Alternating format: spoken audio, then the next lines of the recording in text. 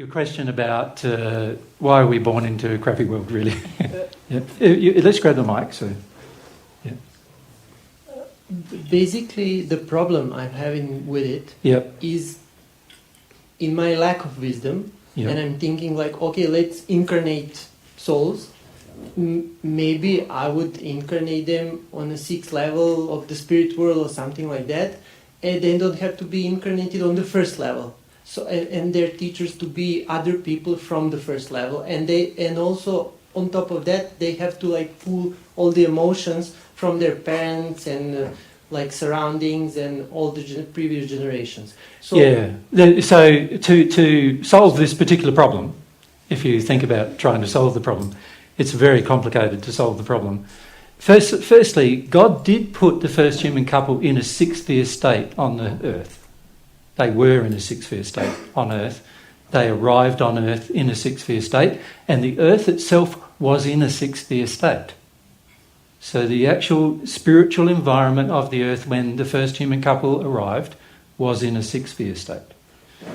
So that in itself should indicate to us that God did what God felt was best, which was put the couple in the best possible environment for their education.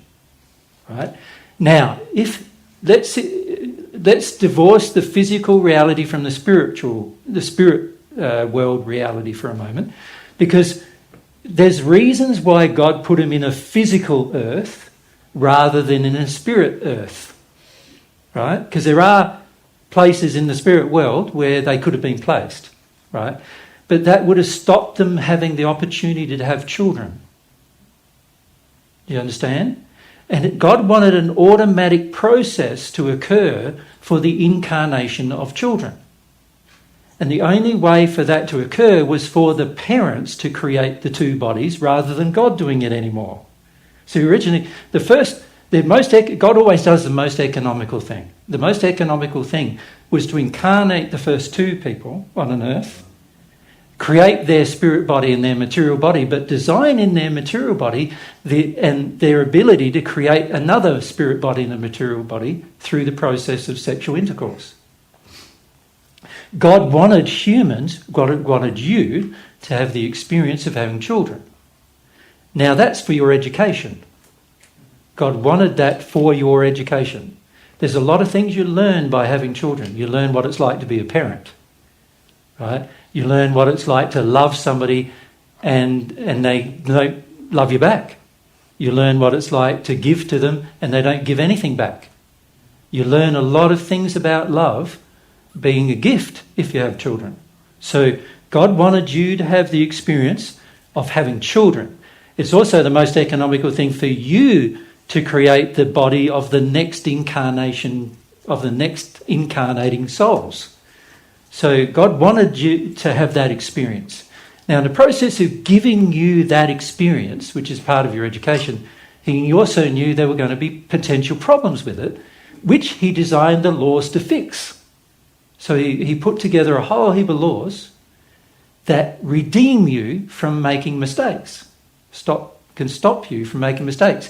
Those laws, of course, require some level of sensitivity. Now, he created the laws in many levels. You could divide the laws in terms of, there is a hierarchy of law, but you could also say he divided the laws into some specific areas of your life.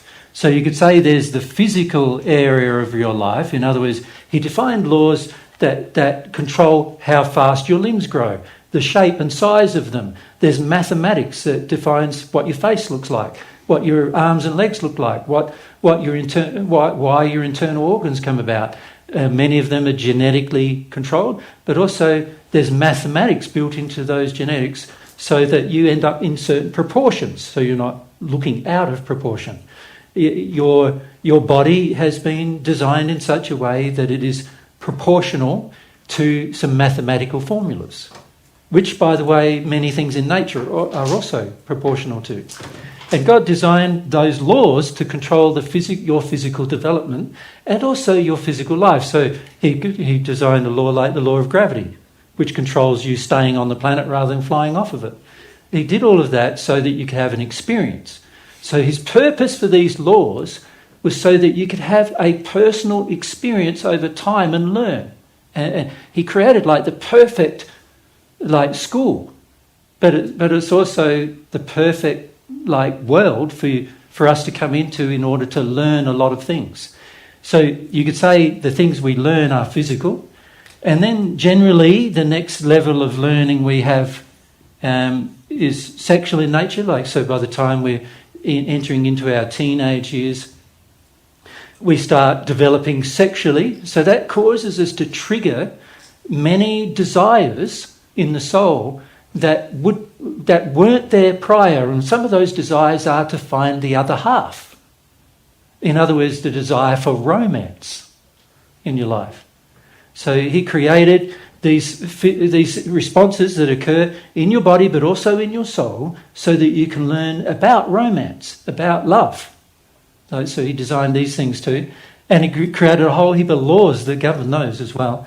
And then he also created a whole set of laws that govern primarily your soul, the human soul itself, how you experience things through an emotional process. So you imagine if you had no emotions at all. It's hard to imagine.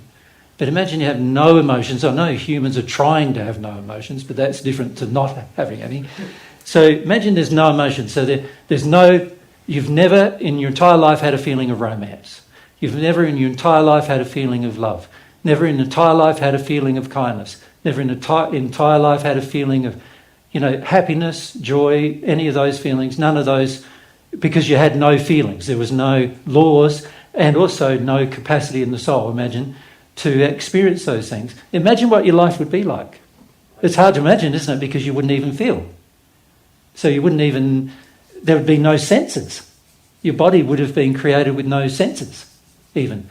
But if you look at an animal, its body has senses, but there's no mechanism to feed into a soul that then has an awareness about those senses, right?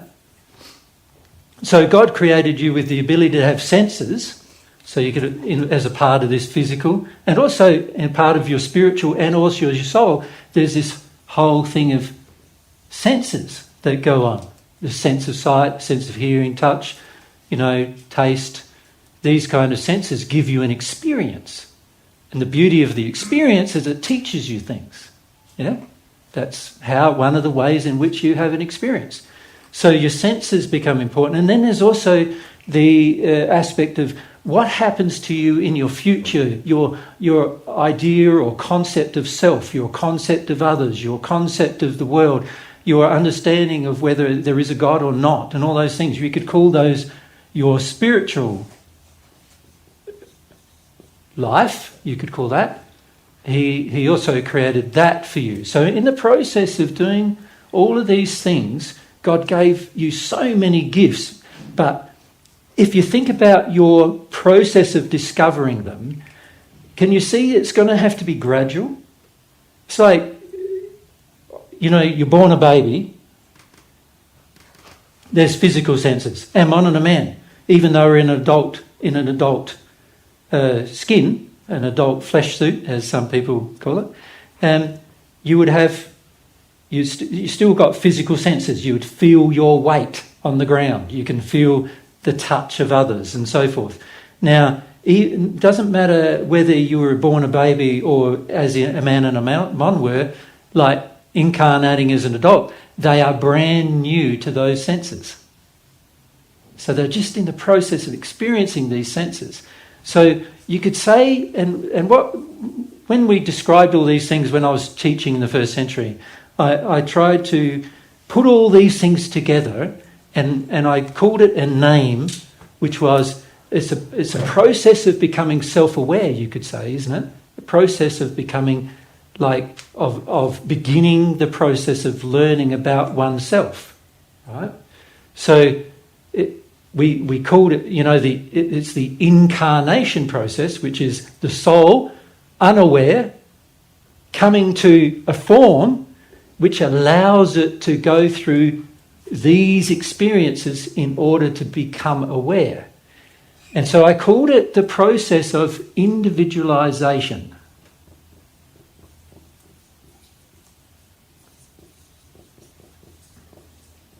Right?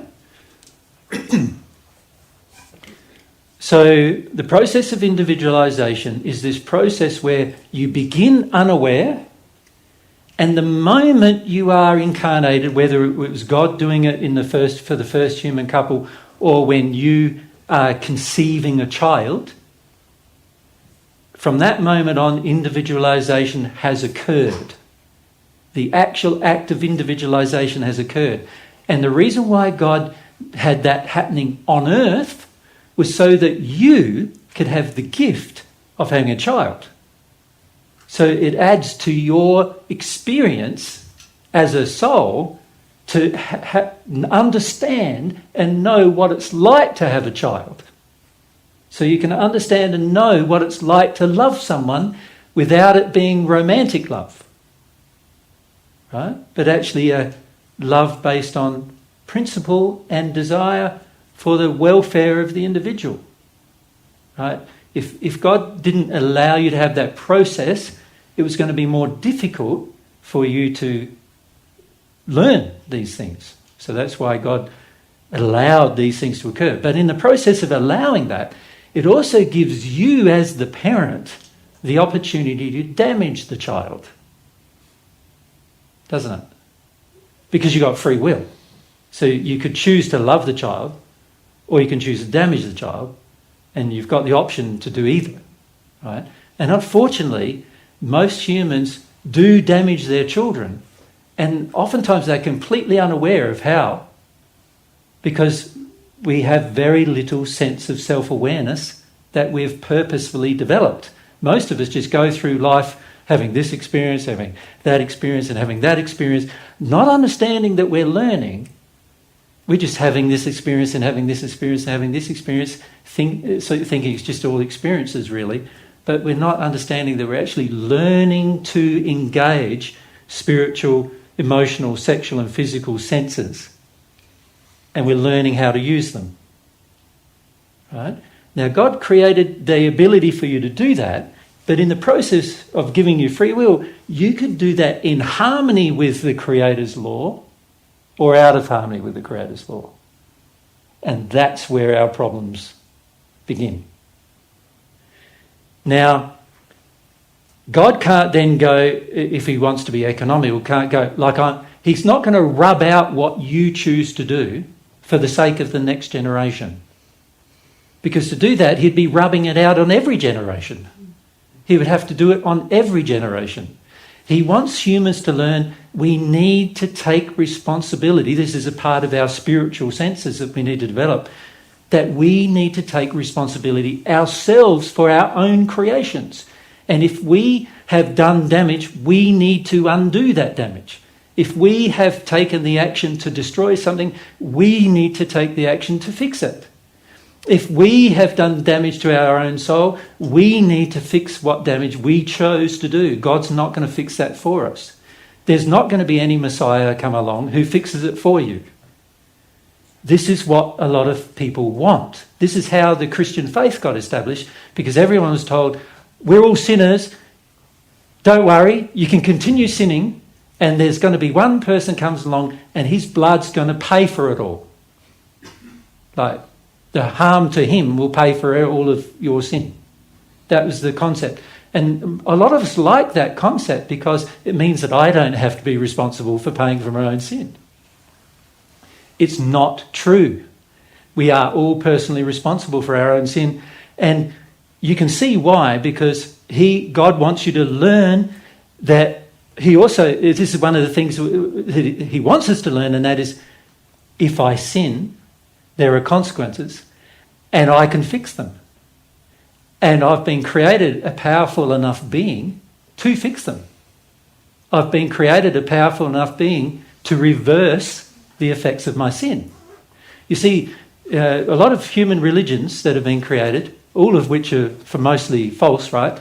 And a lot of those religions have been created with the idea that you're a sinner and you forever will be.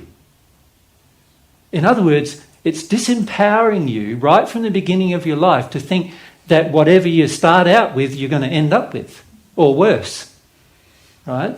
And that's not true. None of that's true. The truth is, God's created you with this gift of free will which says, I can undo the bad decisions I make, but I have to choose to do it myself. You follow? It has to be me making that decision, not for myself, not for you. You need to make the decision for you. I need to make the decision for me to undo the effects of my sin.